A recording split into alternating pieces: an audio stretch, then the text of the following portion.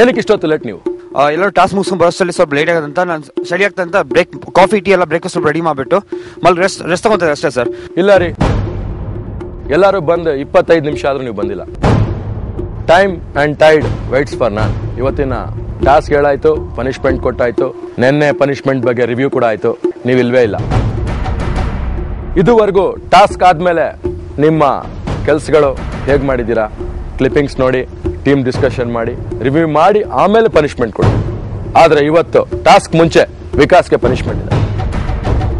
ಇವತ್ತು ನಾವೆಲ್ಲೇ ಹೋದ್ರು ನಮ್ಮ ಕಂಪ್ಲೀಟ್ ಕ್ರೂ ಮೆಂಬರ್ಸ್ಗೆ ನೀವರೇ production boy. Yes sir, it is it. ನಾವು ರಾಮನಗರಕ್ಕೆ ಹೋಗ್ತಾ ಇದೀವಿ, ಶೋಲೆ ಲೊಕೇಶನ್. ಎಲ್ಲರೂ ಎಂಜಾಯ್ ಮಾಡ್ತಾ ಇರ್ತಾರೆ, ಆದ್ರೆ ವಿಕಾಸ್ ಇವತ್ತು ಪ್ರೊಡಕ್ಷನ್ ಬಾಯ್ ಆಗ್ತಾರೆ. ಓಕೆ, ಎಂಜಾಯ್ ಮಾಡಿ. ಆದರೆ ಎಲ್ಲರ ಪಿಕ್ನಿಕ್ ಇತ್ತು, ನನಗೆ ಇರಲಿಲ್ಲ. ಏನಕ್ಕೆ ನನಗೆ ಪನಿಷ್ಮೆಂಟ್ ಲೇಟಾಗಿ ಬಂದಿದ್ದಕ್ಕೆ ಅವತ್ತು ನಾನು ಪ್ರೊಡಕ್ಷನ್ ಬಾಯ್ ಆಗಿ ಪ್ರೊಡಕ್ಷನ್ ಟೀಮಲ್ಲಿ ಕೆಲಸ ಮಾಡ್ತಾ ಇದ್ದೆ. ಟೈಮ್ ಸೆನ್ಸ್ ಇಲ್ಲ ಅಂತ ಹೇಳಿ ಆರ್ಯನ್ ಅವರು ಆ ಪನಿಷ್ಮೆಂಟ್ನ ಕೊಟ್ಟಿದ್ರು. ನೆಕ್ಸ್ಟ್ ಟೈಮ್ ನಾವು ಆ ಥರ ಮಿಸ್ಟೇಕ್ ಮಾಡಬಾರ್ದು, ಯಾವತ್ತೇ ಇದ್ರೂ ಟೈಮ್ ಕರೆಕ್ಟ್ ಆಗಿ ಬರಬೇಕು ಅಂತ ಒಂದು ಪಾಠ ಕಲಿತೆ. ಒಂದ್ ಕಡೆ ಭಯ ಆಯ್ತು, ಲೈಕ್ ಇವಾಗೇನೋ ಟ್ರಿಪ್ ಅಂತ ಬಿಟ್ಬಿಡ್ತಾರೆ, ಆಮೇಲೆ ಮಿಸ್ಟೇಕ್ಸ್ಗಳು ಕಂಡುಹಿಡಿತಾರೆ, ಅದಕ್ಕೂ ಪನಿಷ್ಮೆಂಟ್ ಕೊಡ್ತಾರಂತ. ಎಲ್ಲಿತ್ತ ಮನ್ಸು ಹುಮ್ಮಸ್ಸು ಅಲ್ಲ, ಟಾಸ್ಕ್ ಹುಮ್ಮಸ್ಸೆ ಉಕ್ಬಿಡ್ತು ನಮಗೆ. ಬಿಡಪ್ಪ ಸಖತ್ ಖುಷಿ ಆಯ್ತು ಅಂತ ಆಮೇಲೆ ರೆಡಿಯಾಗಿ ಫುಲ್ ಸ್ಟಿಪ್ಪಾಗಿ ರೆಡಿ ಆಗ್ಬಿಟ್ಟು ಹೊರಟ ನಾವು. ಪಿಕ್ನಿಕ್ ಅನ್ನ ಎಂಜಾಯ್ ಮಾಡೋ ಮೂಡ್ ನಲ್ಲಿದ್ರು, ಇನ್ನೊಂದ್ ಕಡೆ ಇದ್ರಲ್ಲೂ ಏನೋ ಟ್ವಿಸ್ಟ್ ಇರಬಹುದು ಅನ್ನೋ ಅನುಮಾನ ನಮ್ ಹುಡುಗರನ್ನ ಕಾಡ್ತಾ ಇರೋದಂತೂ ಸುಳ್ಳಲ್ಲ. ಸೊ ನೋಡೋಣ ಇವರು ಈ ಜಾಲಿ ಡೇನ ಅದ್ ಹೇಗ್ ಕಳಿತಾರೋ.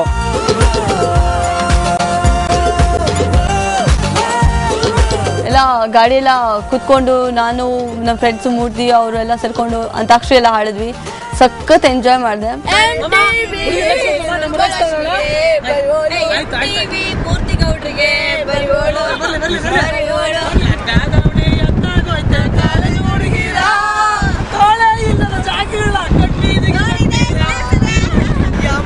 ಹುಡುಗಿರ ಜೊತೆ ಬೇವರ್ಸಿ ಲೈಫ್ ಕೊಡೋ ಬೇಡ ಬೇಡ ಬೇಡ ಬೇಡ ಲವ್ ಮಾಡಬೇಡ.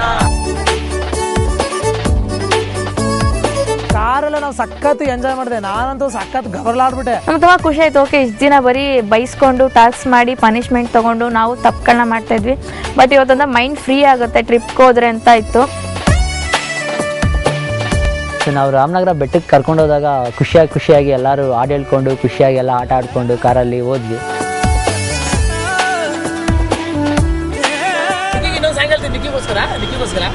ಬೆಂಗಳೂರು ಹುಡುಗ ಬಂದವನಂತ ಬಗ್ಗಿ ನೋಡ್ತೀಯಲ್ಲೇ, ಅವ್ರಿಗಿಂತ ಚಂದಾಗಿಲ್ವೇನೆ, ಅವ್ರಿಗಿಂತ ಚಂದಾಗಿಲ್ವೇನೆ.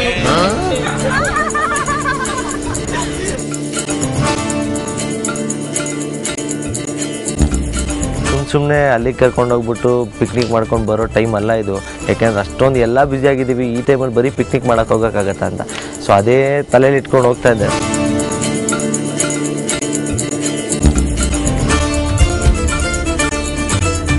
ಅವ್ರಂತರ ಎಲ್ಲ ಕರೆಕ್ಟಾಗಿ ಆಡೋರು, ನಾನು ಸಾಂಗ್ನ ಡಿಲೀಟ್ ಬೇರೆ ಥರ ಟ್ವಿಸ್ಟ್ ಮಾಡಿ ಆಡ್ತಿದ್ದೆ.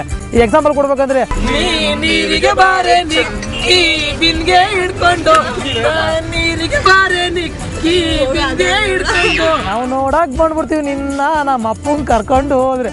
ಅಲ್ಲಿರೋ ಸಾಹಿತ್ಯ ಬೇರೆ ನಾನು ಸಾಹಿತ್ಯ ಬೇರೆ ಸೇರಿಸಿ ಆಡ್ತಿದ್ದೆ, ಅದಂತೂ ಸಖತ್ ಎಂಜಾಯ್ ಮಾಡಿದ್ರು. ಇಷ್ಟು ದಿನ ಬರೀ ಟಾಸ್ಕ್ ಅಂತಿದ್ದ ಆರ್ಯನ್ ಈ ದಿನ ಟ್ರಿಪ್ ಅಂದ ಕೂಡಲೇ ನಮ್ಮ 11 ಯೂತ್ಗೆ ಫುಲ್ ಜೋಶ್ ಬಂತು. ಆದ್ರೆ ಈ ಜಾಲಿ ಡೇ ಮೂಡ್ ನಲ್ಲೂ ಪನಿಷ್ಮೆಂಟ್ ಸಿಕ್ತಲ್ಲ ಅನ್ನೋ ಬೇಜಾರು ಪಾಪ ನಮ್ ವಿಕಾಸಂಗೆ.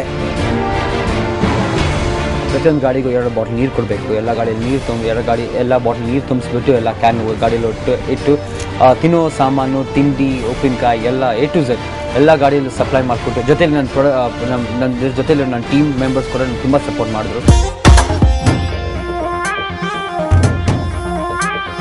ಪಿಕ್ನಿಕ್ ಅಂತ ಹೇಳಿದಾಗ ಎಲ್ಲರೂ ಎಂಜಾಯ್ ಮಾಡ್ತಾರೋ, ಆದರೆ ನಾನು ಕೀರ್ತನ ಬಂದ್ಬಿಟ್ಟು ಬ್ಯಾಗ್ಗಳು ಊಟಗಳೆಲ್ಲ ಎತ್ಕೊಂಡು ಹೊಟ್ಬಿಟ್ವಿ.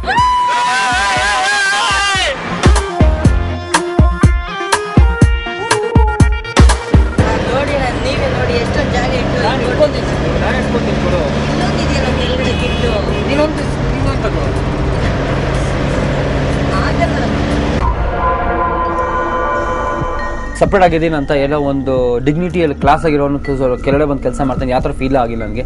ಏನಕ್ಕಂದರೆ ಅದು ಆ ಸಪೋರ್ಟ್ ಬಂದುಬಿಟ್ಟು ಎಲ್ಲರಿಗೂ ಇಂಪಾರ್ಟೆಂಟು. ಯಾವ ಕೆಲಸನೂ ಹೀನ ಅಲ್ಲ, ಯಾವ ಕೆಲಸ ದೊಡ್ಡದಲ್ಲ, ಯಾವ ಕೆಲಸ ಚಿಕ್ಕದಲ್ಲ. ಆ ಕೆಲಸ ಒಂದು ತಲೆಯಲ್ಲಿ ಇಟ್ಕೊಂಡು ನಾನು ಮಾಡಿದೆ.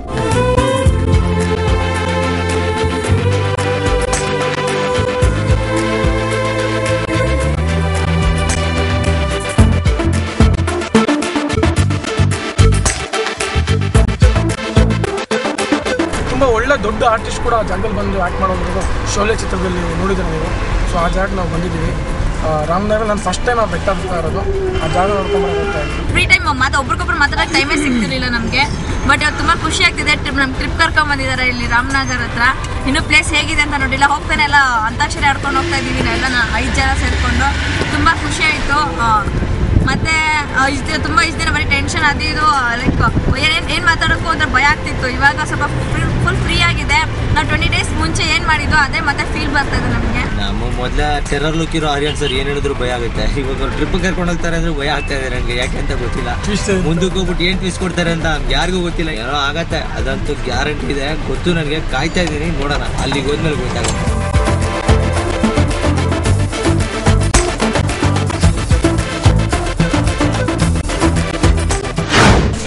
ಜಾಸ್ತಿ ಫೋರ್ಸ್ ಆಗೋದಾಗ ನೀವೇನು ಮಾಡಬೇಕು?